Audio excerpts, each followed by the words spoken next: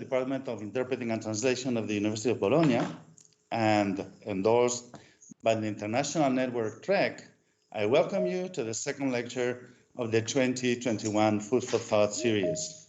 My name is Ricardo Muñoz, and I'm the proud director of the MC2 Lab, which this academic year is hosting our department's public lecture series. I would like to offer you or remind you some housekeeping rules. Remember that our lectures will be recorded. Also, that they will be split into two parts of some 20 minutes each, with 5 minutes between them to allow everybody to freshen up their attention a little bit.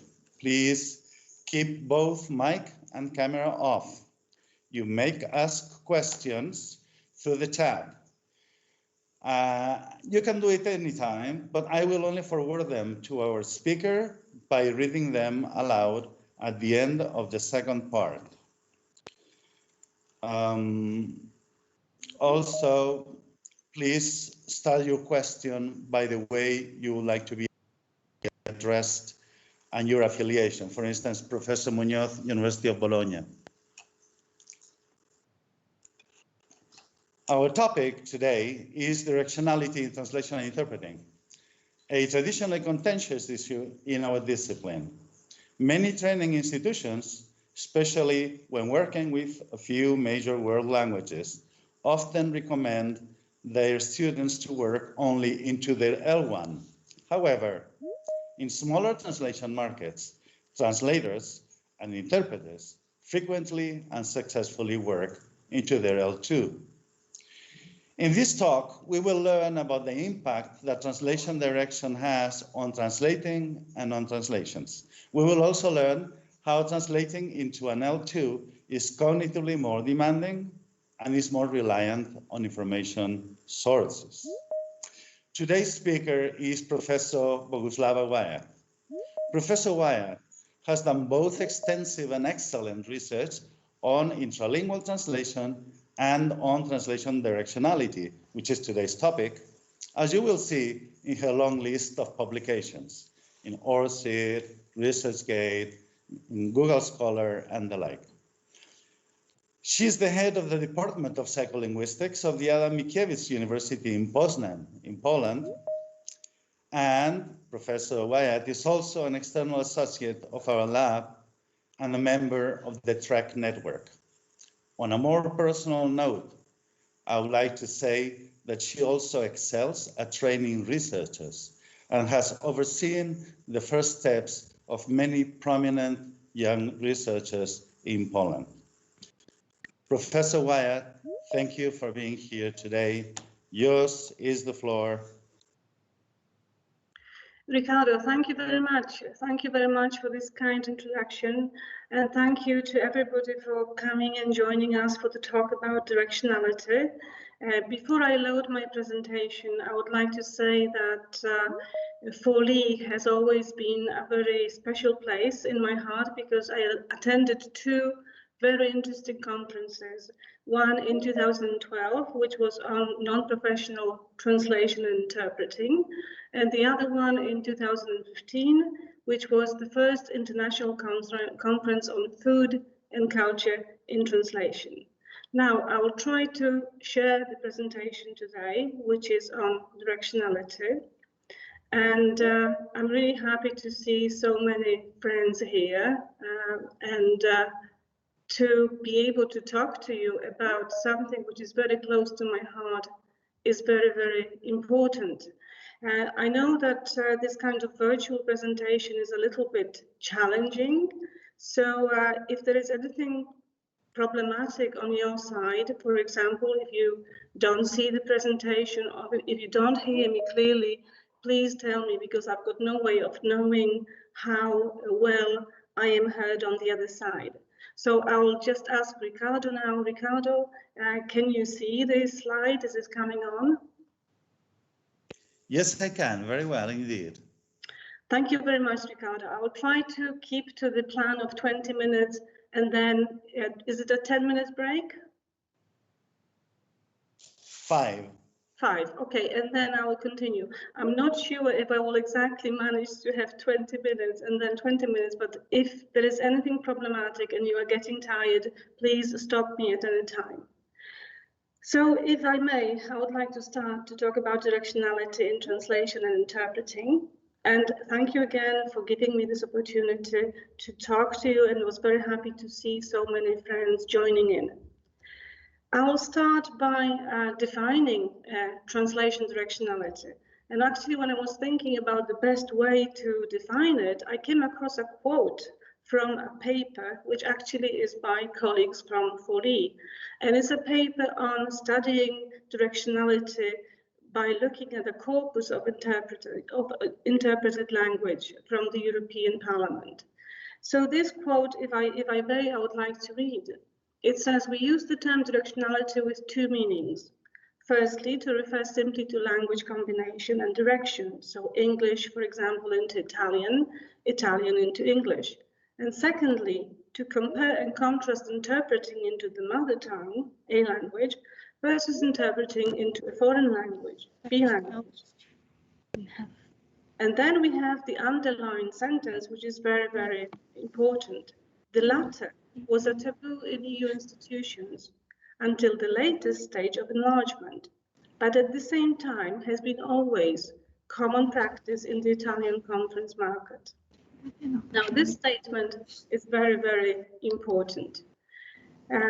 The term directionality, of course, which I will use here, refers to whether or not the translation is done from the translator's native language into a foreign language or the other way around.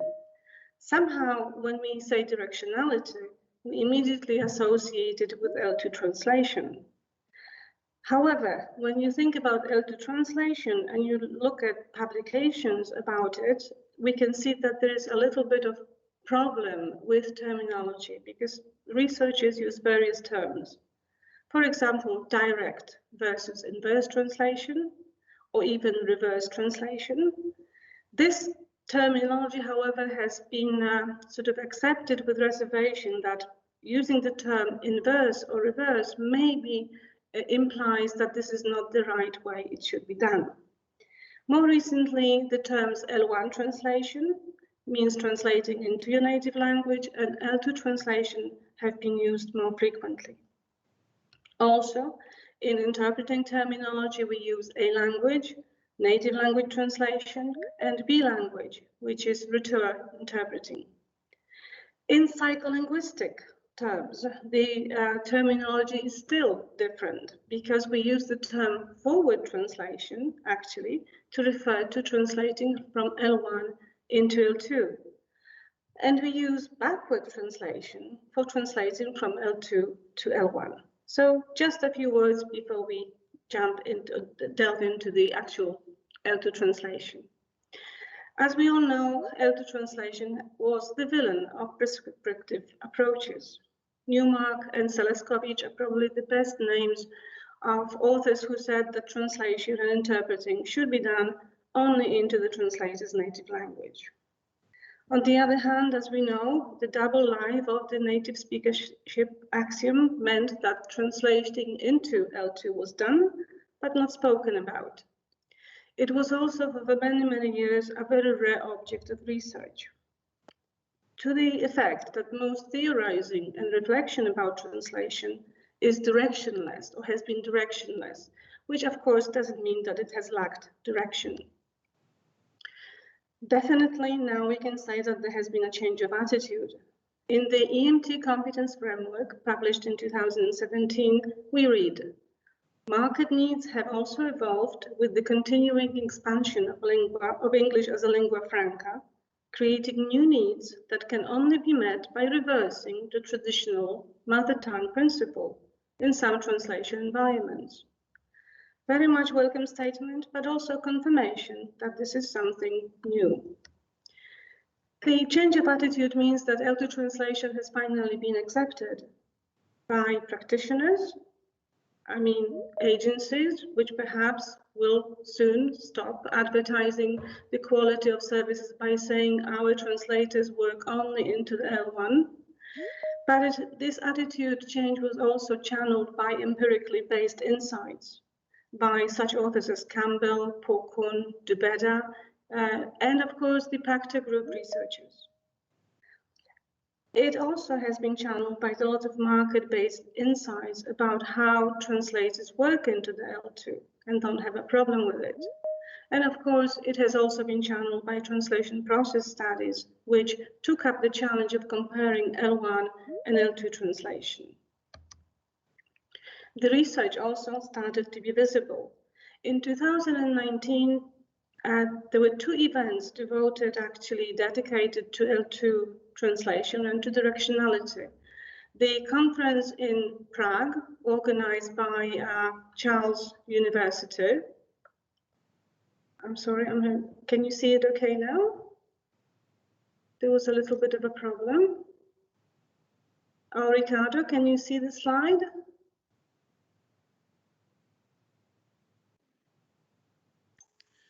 I think some of the attendees are sharing the screen. Please, will you unshare it so that, yeah. Now you can share it again. Okay, so do I need to share it again? Yes, please. Okay, okay.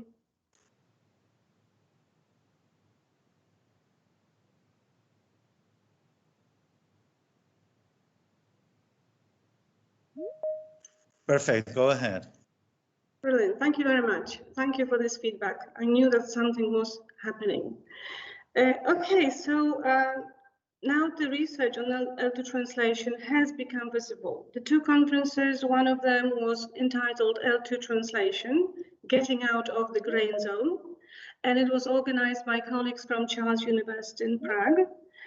The other event was a workshop on bilingualism and directionality, which was in translation, which was organized by Translators Research Center in Brussels.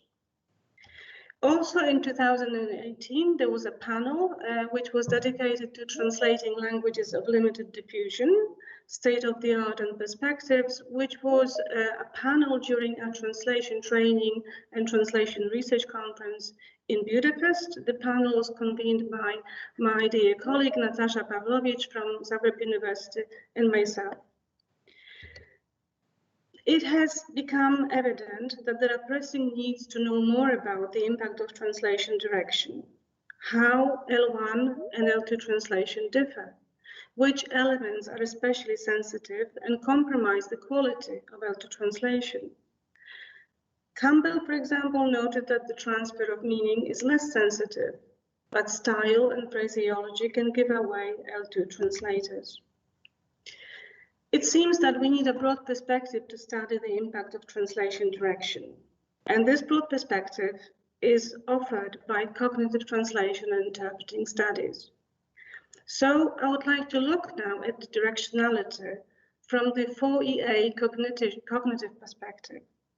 I would like to see how it is important that we see the impact of translation direction on the process of translation, remembering that the process is embodied, embedded, enacted, extended, and also what effective aspects are at play. So let me just start by looking at each of the E's. Directionality as an embodied effect on translation process. Every translator is a bilingual. That is very trivial to say, or at least a bilingual. 2 languages coexist in one mind, but for most translators and interpreters, the status of the languages is not equal. Hence, we have the labels L1, language A, L2, language B, L3, language C. I will be okay, perhaps interpreting from language C into language A, but I wouldn't feel very happy and confident interpreting or translating from my L1 into my L3.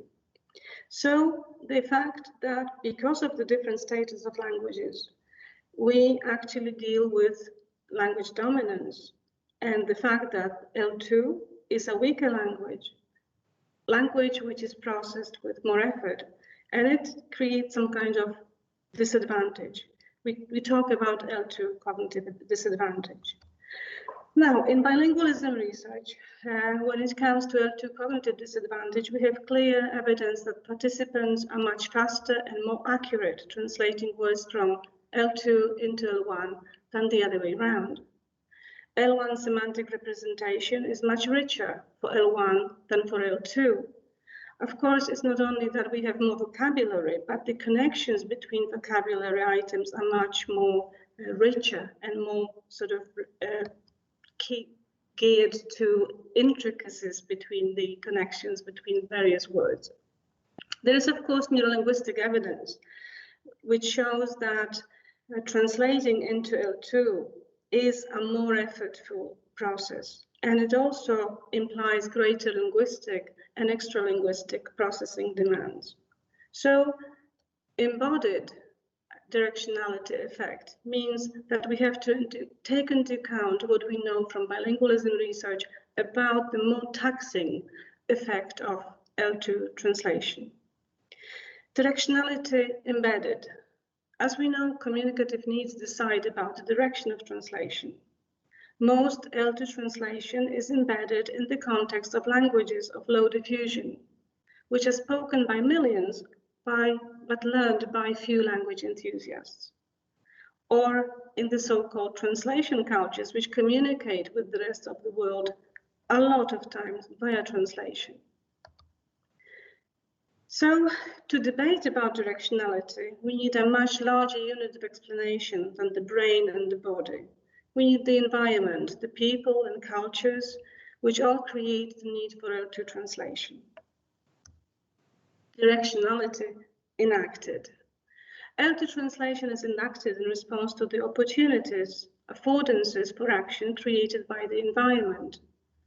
There are not enough L1 translators who could work from Czech, Polish, Finnish, or Croatian, so L2 translators need to act to make communication possible.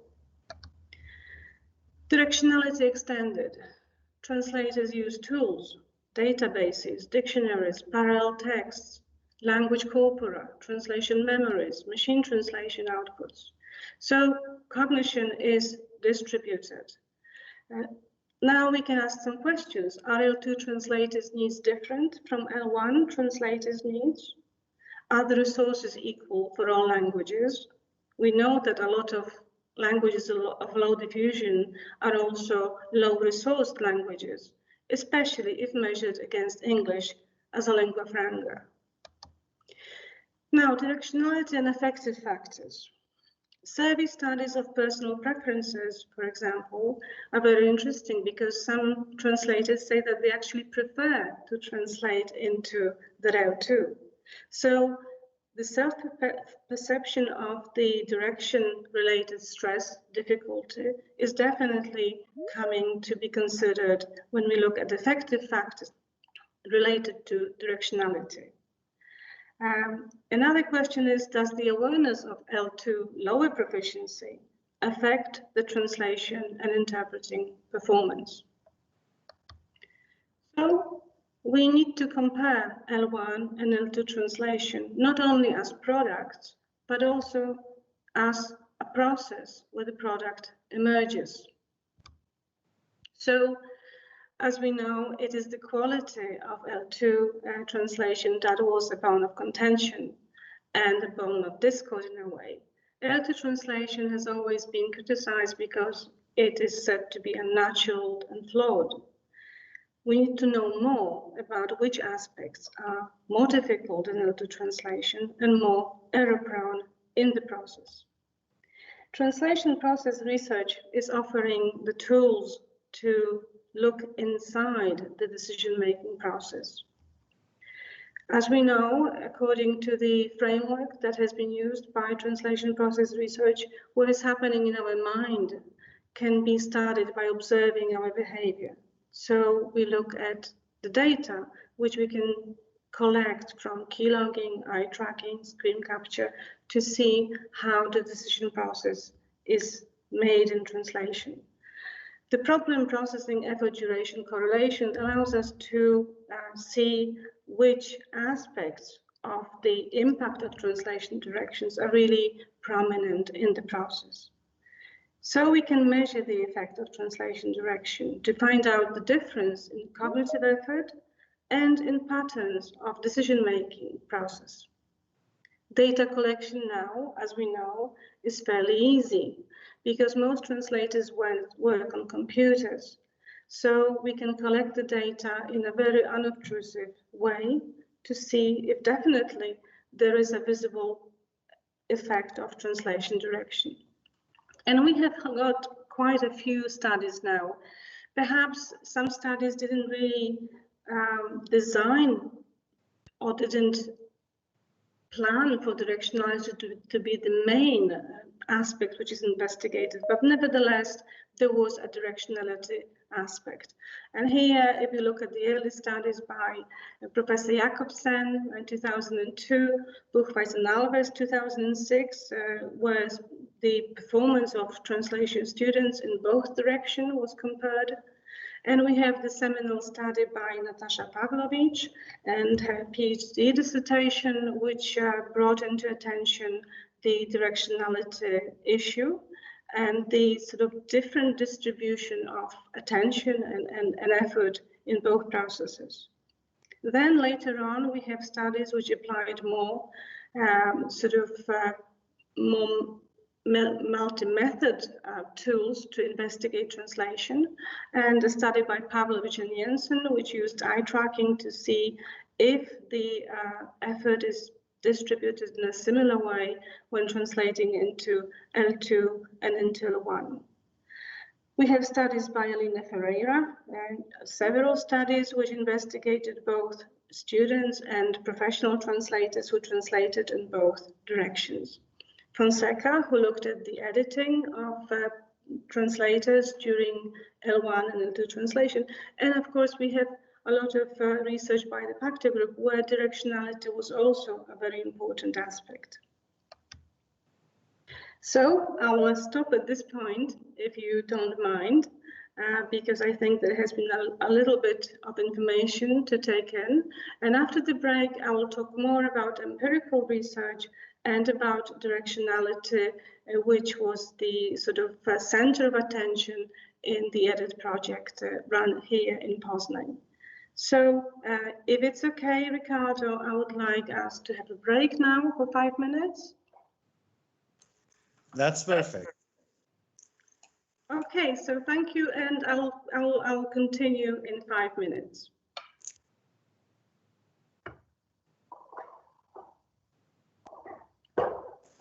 Okay, so let us resume today's lecture.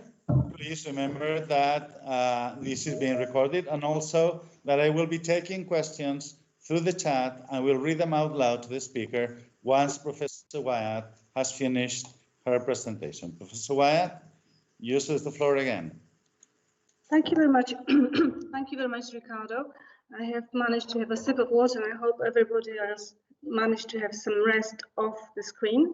So let me now continue with the more empirical data concerning directionality.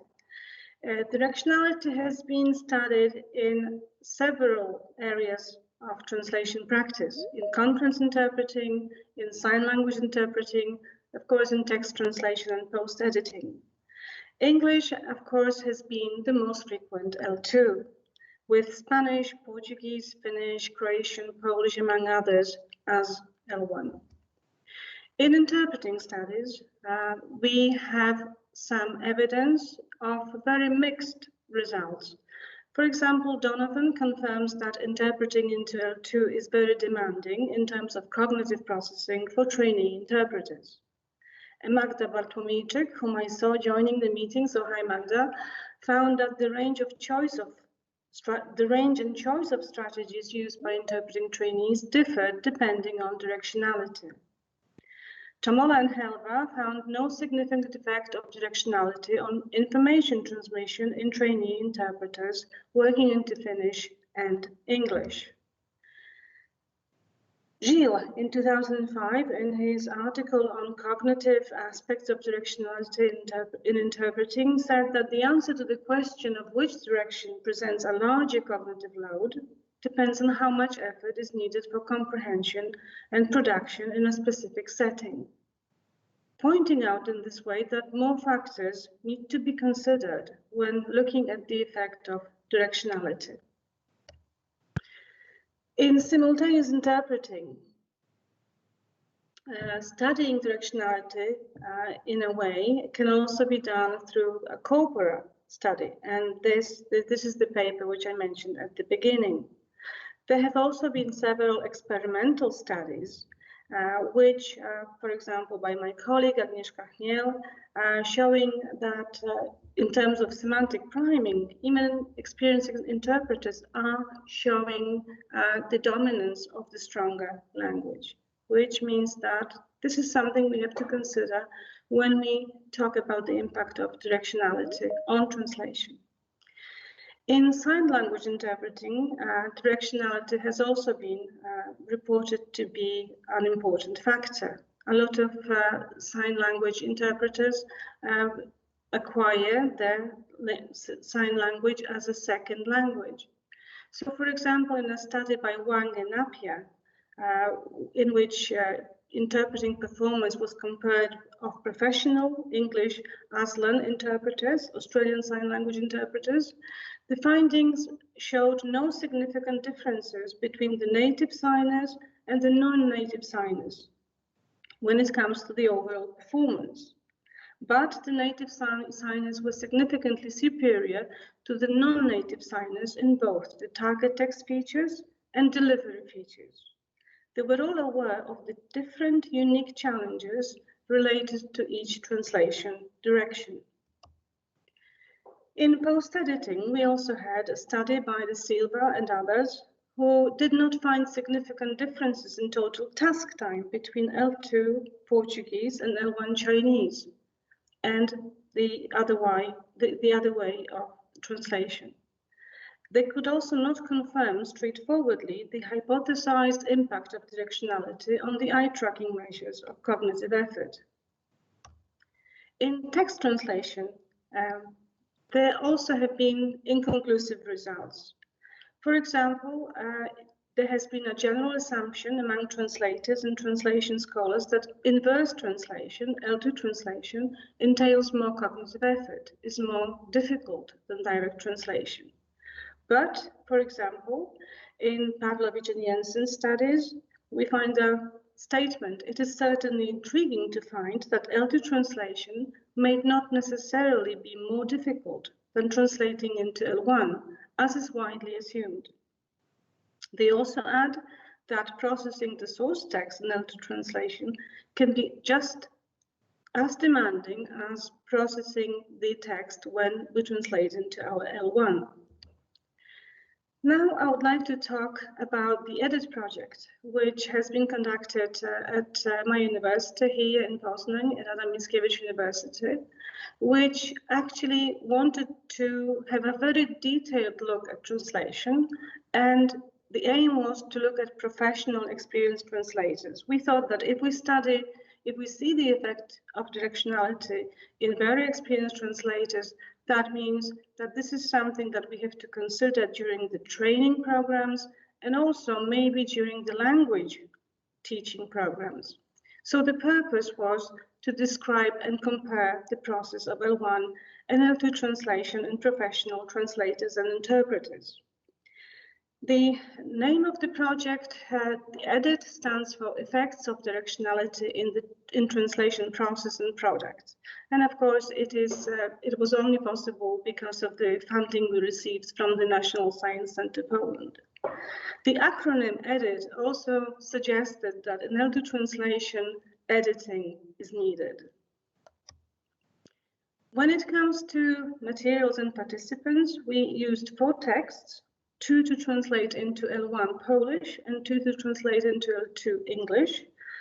We made every effort to match the text for length and readability measures. Each pair of the texts was representing different text types. This was also important for us because we knew that the effect of directionality includes a lot of factors. So we wanted to see if the type of the text will be such a factor.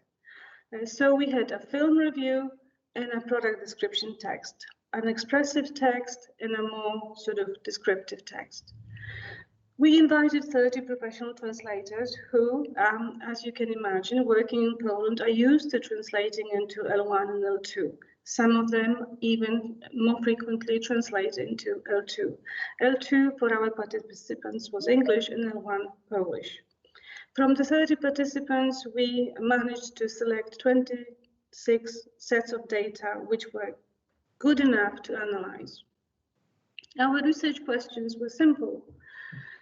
First of all, we wanted to know, is really L2 translation cognitively more demanding than L1 translation?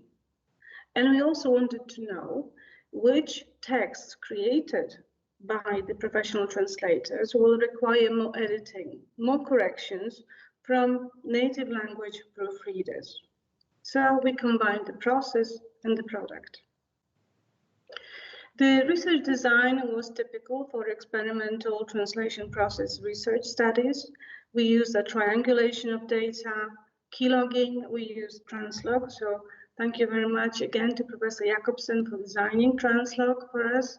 We used eye tracking, we used iLink 1000 plus, and we used screen recording.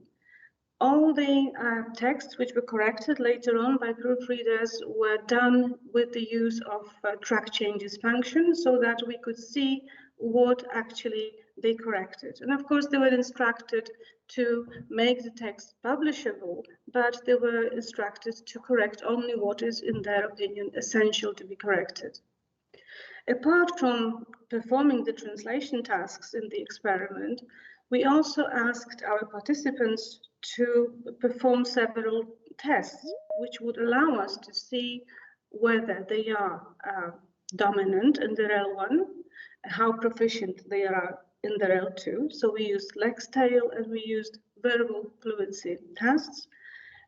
We only asked them to do a sample of typing for us, and there also was a questionnaire in which we could ask them, for example, how frequently they translate into L2 and whether they like it or whether they have some issues with that direction.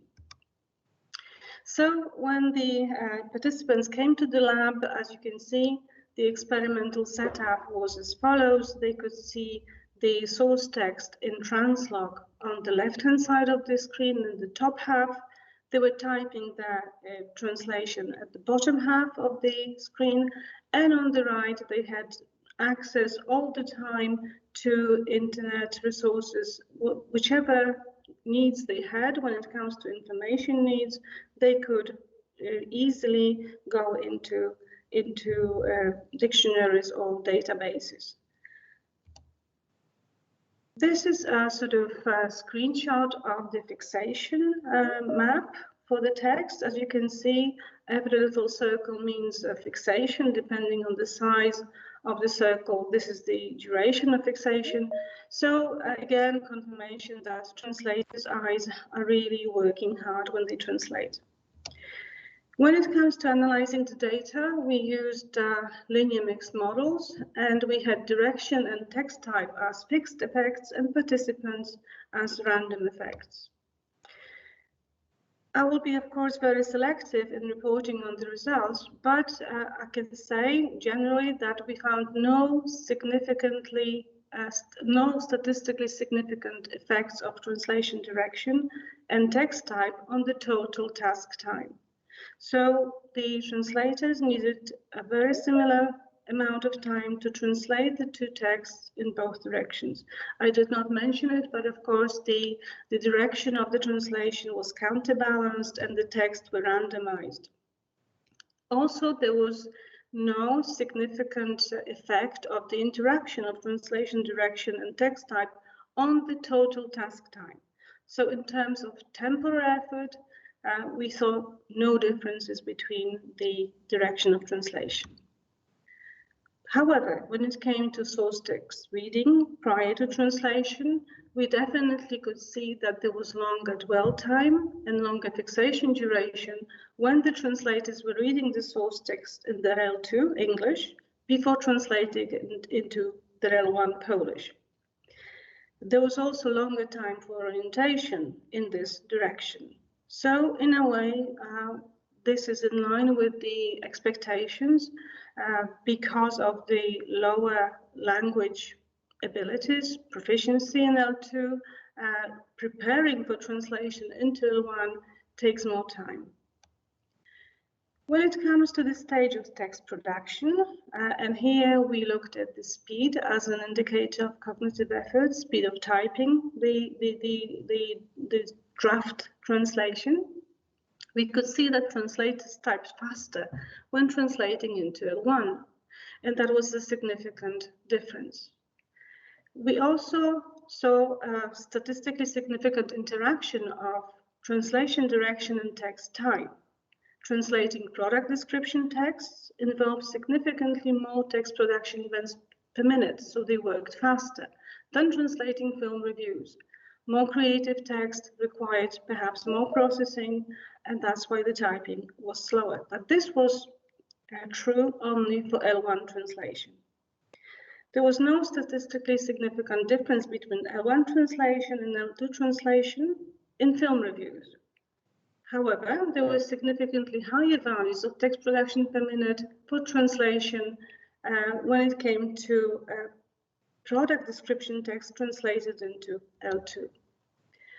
So we can say that faster text production in L1, very visible, significant, but on the other hand, we had also a statistically significant effect of translation direction when it comes to text elimination. Translators did type faster when translating into the L1, but they also eliminated more text in this direction. So more text elimination and drafting for L1 translation. They seem to be changing their mind more often. As you can see here, there were significant differences.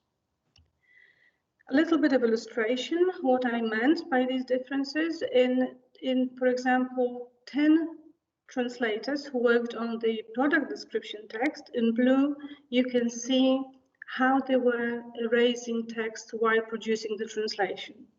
So when they made a choice of a word during drafting, they were more frequently changing their mind when working into L1. And again, when we look at the embodied effect of direction, we can see that, yes, in L1 we have more choice, larger, richer semantic networks, but then perhaps more choice also means that it's much more difficult to make a decision to choose the right word because so many words become activated at the same time. With translating into L2, yes, we have fewer words in our mental lexicon, so perhaps choosing them is a little bit easier. However, when you look at the directionality, it is not the only factor, right? Because also the text type interacts with direction. Here, you can see a different tendency. When translating into L2, translators used online resources, online dictionaries much more often when they were making decisions about lexical selection. So more support from online resources is needed in L2 translation. When we looked at the end revision stage, we noticed that actually more corrections were made in the L2 direction than in L1. So we have a pattern that it was perhaps more difficult to select the L1 words because a lot of words were eliminated and better ones were chosen, but these choices were more durable. Whereas in L2 translation, there were a lot of changes of mind at the end revision stage. So directionality is embodied. Lexical selection when translating into L2 seems to pose greater linguistic and extra-linguistic demands. Is more error-prone as well. Translators, despite their experience in bidirectional translation, have lower verbal fluency in L2. And we tested this. We asked translators to produce as many words as they can in 1 minute and type them. In verbal fluency tasks, we ask participants to write words either cued by a letter or cued by a category. the number of letters, the number of words queued by a letter reflects our executive control over the vocabulary, whereas words queued by category actually reflect the richness of our vocabulary. So in terms of the number of words and in terms of the speed with which they were typing the words in both languages, we can see that there was a significant difference in the number of words queued by category, which again confirms that the translators had richer semantic networks in the L1 than in the L2. In terms of the number of words queued by a letter, the difference wasn't significant. Again, the effect of this language dominance is visible even in very experienced translators. Directionality is also extended, as I mentioned. So we looked at how translators were using online resources during the translation process. We looked at the temporal and cognitive effort. We could see that using online resources, of course, adds up to the cognitive effort in translation. And there was a significant, strong positive correlation between total task time and the time translators spent in online resources. This correlation was slightly stronger for the L2 direction than for the L1 direction. So the cost of using online resources, information sources, documentation sources, whatever we call it, is definitely visible. It involves task switching, it involves language switching. However, there was no significant effect of direction on the time in online resources for both directions as a percentage of total task time. There was significant effect of text type, though. More time in online resources was spent when translating product description texts, which require more terminological knowledge. When, however, we looked at the number of searches, we can see significant differences between direction and between text type. In L2 translation, translators used the online resources more often. Maybe the searches were shorter, but definitely in terms of numbers higher. The same went for technical texts. When it comes to the pause which was created in the translog files, for example, when translators use online resources, we could see that actually these pauses were longer when they were translating into L1. Again, we have some kind of psycholinguistic explanation here because of task switching, language switching. Returning to your stronger language sometimes requires more time than returning to your weaker language. And also in technical texts, there was the dictionaries, the use of dictionaries resulted in longer pauses than when translating film reviews. Conclusion. From the process data, the effect of translation direction on the cognitive effort in the process of target text production is definitely modulated by the text type. And the effect of direction is significant at the stage of reading the source text, at the stage of drafting, slower text production, and more pausing as well, and also in the use of online resources. So the big picture, translators as other bilinguals are affected by the L2 cognitive disadvantage. So directionality is embodied. Some effects of directionality might be cancelled out by other factors, for example, text type. So directionality is embedded and extended. Transferring the results of the training of bidirectional translators means that directionality is enacted, and there are pressing needs to perhaps create more self-awareness in translation students and prepare them for handling both translation directions. This study, of course, is not without limitations. The results have been obtained only from one language pair, Polish English, so there is a need for replication. All the data are available on our website, so if anybody would like to replicate the study, we are here to make it possible. At this point, I think 20 minutes have gone, so it is time for me to thank you for your attention very much, and I would like to thank all my cooperators in the project, my PhD students, Olga Witczak, Tomasz Kościuszuk, and my colleagues, Ewa Tomczak and Marcin Turski, and of course, the National Science Center Poland for supporting the study. We have 2 publications which are out, and they are all available in open access. But if you would like to look at, you're very, very welcome. There are 2 more publications in press, and as well, the second publication, the first publication, it will be coming out next year, and it will come out in the special issue, which is co-edited by myself and Natasha Pavlovich, devoted to languages of limited diffusion. So once again, thank you very much for listening to the presentation.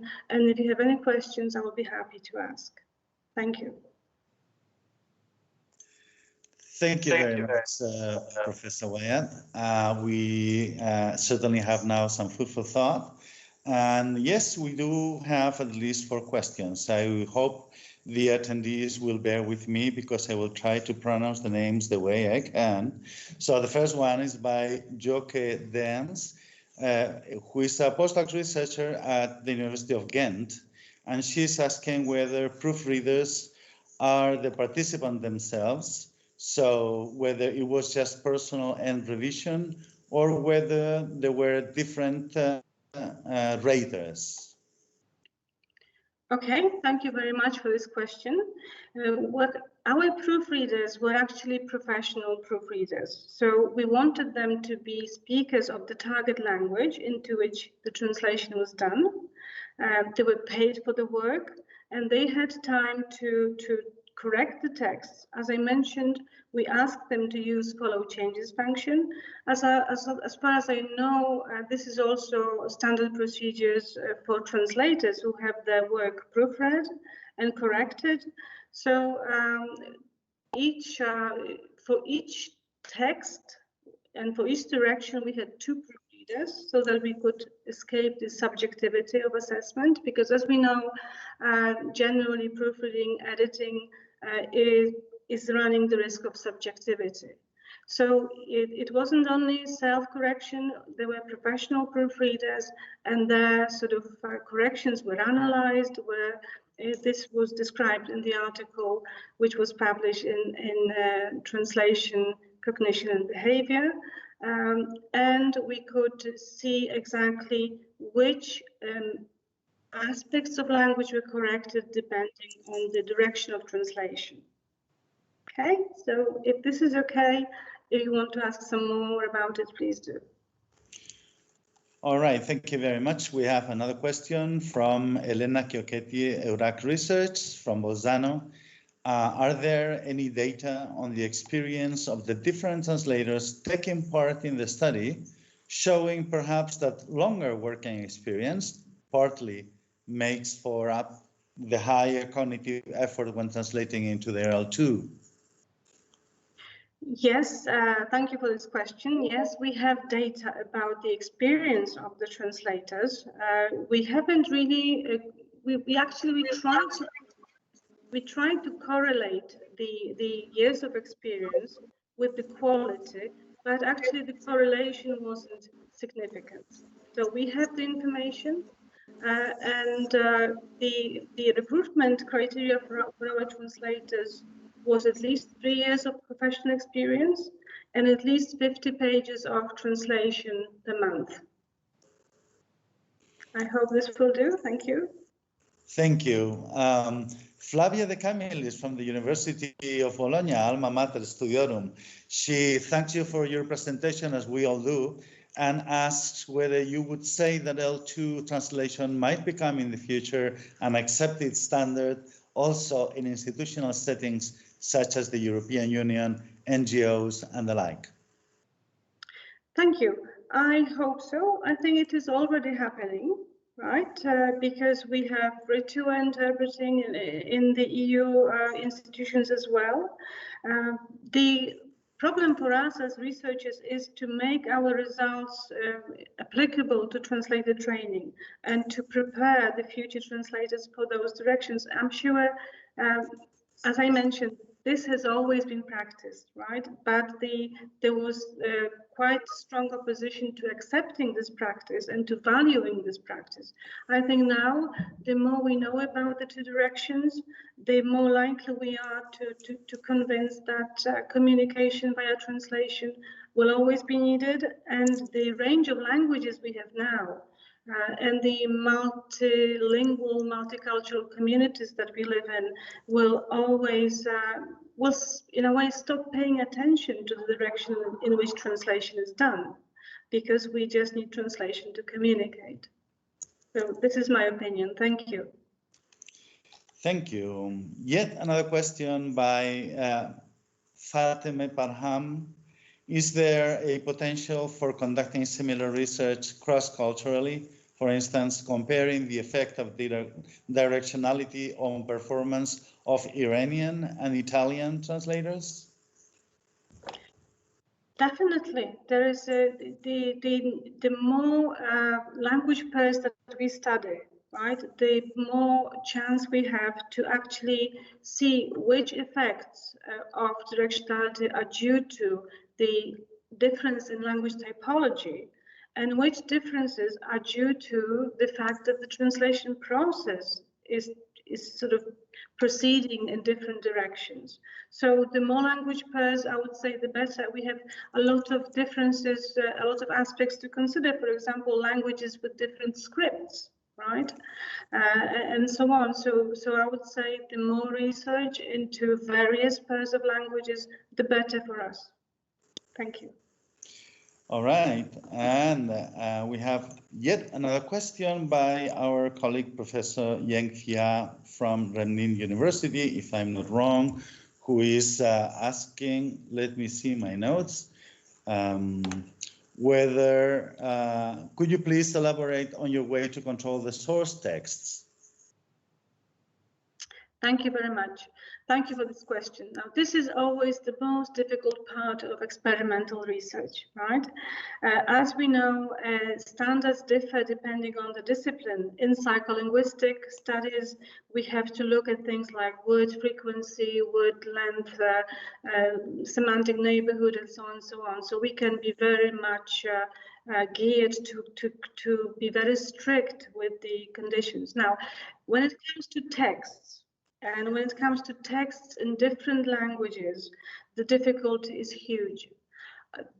All we can do is to make sure that the texts at least are comparable at certain levels. So, of course, we went for readability score, and we used the readability formula equivalent in Polish for the English formula, SMOG in English, and in Polish we used Jasnopis. We looked at the fact that the sentences had similar length in the text.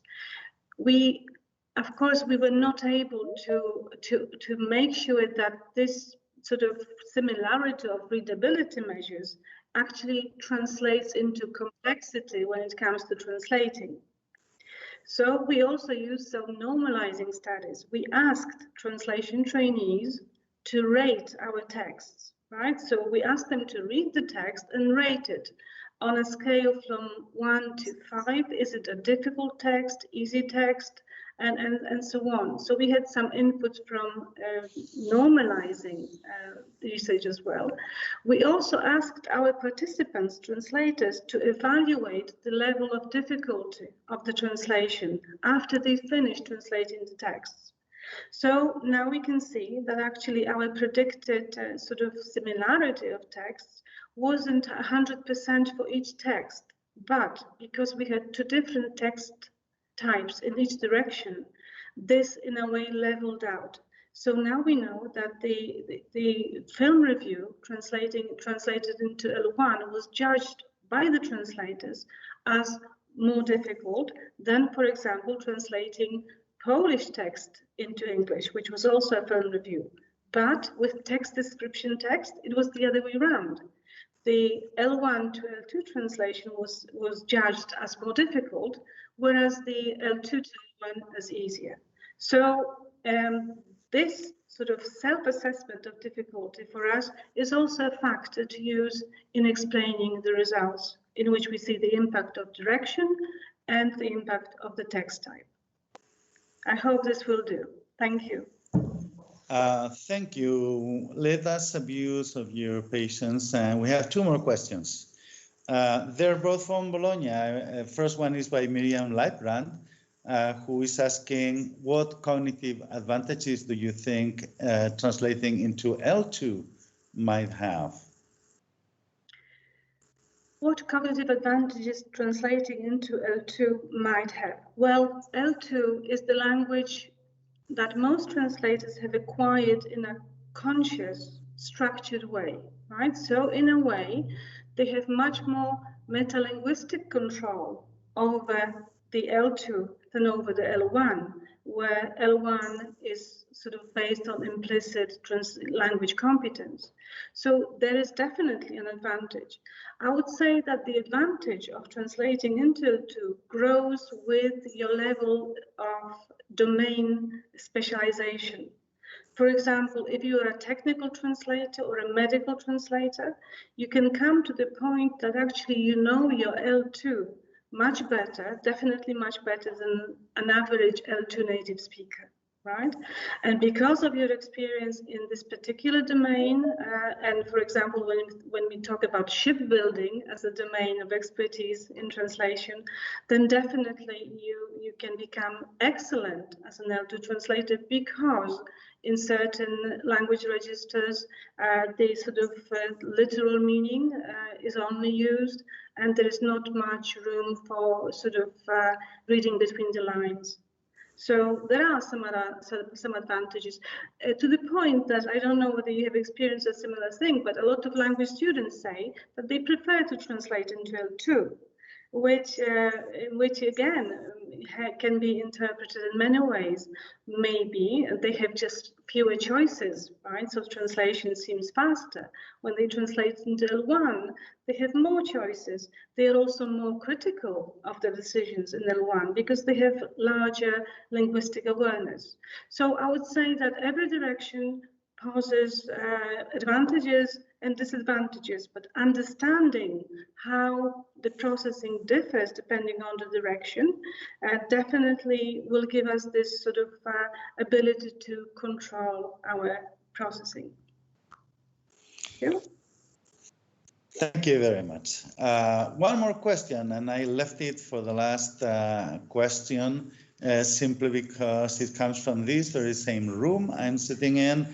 It's our colleague Serena Giseli, who is sitting right here, and she's asking whether you found a correlation between time spent on looking up online resources and the final product. I imagine that you mean the quality of the final product. Yes. Thank you. Thank you very much for this question. We actually did the correlation calculations, right? And what we looked at the time the proofreaders took to correct the text. And actually, we have received a negative weak correlation, which showed that the more time the translators spent in online resources, the better or the less time the proofreaders had to spend on correcting the text. But the correlation is very weak, right? So I would never sort of risk the statement that if you use online resources more, you'll have a better text, because this is not really so straightforward. I think there was a study done by Nika Porkwon where she looked at translation students, and actually she couldn't see the sort of straightforward correlation between the use of online resources and the quality of the text. So this is something definitely that needs more exploration. And again, I think information needs, information resources are very important to implement in preparing our translation students for dealing with translating into L2. And here we have various opportunities. We can encourage students to do the so-called DIY corpora, where they actually will see how certain phrases are used in specific registers and specific text types. So, thank you very much. I'm afraid that we need to put an end on the event since some people have to attend or teach a class at 2. Dear Professor Wyatt, thank you very much again for your very inspiring lecture. We are certainly lucky to have you as a member of the MC2 lab. To the audience, I would like to say, please do not leave yet because we have a couple of announcements. Remember that this lecture has been recorded and will be made available soon. Quick reminder, our next lecture will be on February 18, when Professor Elisabeth Tiselius from the University of Stockholm, who is also an MC2 Lab External Associate and a track member, will talk about the cognitive aspects of interpreting tasks. In a lecture with the title, What's in a Name? Would that which we call an interpreter by any other name talk as sweet? Yes, I always wanted to make this Bob Dylan thing. Save the date, please. Also, we would like to inform you that we have already our provisional website online, thanks to the work of our colleague Piero Conficoni, sitting here at my right, who's been working against the clock. This is the URL. Watch it in the chat here. And there you will find the recording already of the first lecture by Dr. Olaya Soler. There's one final note.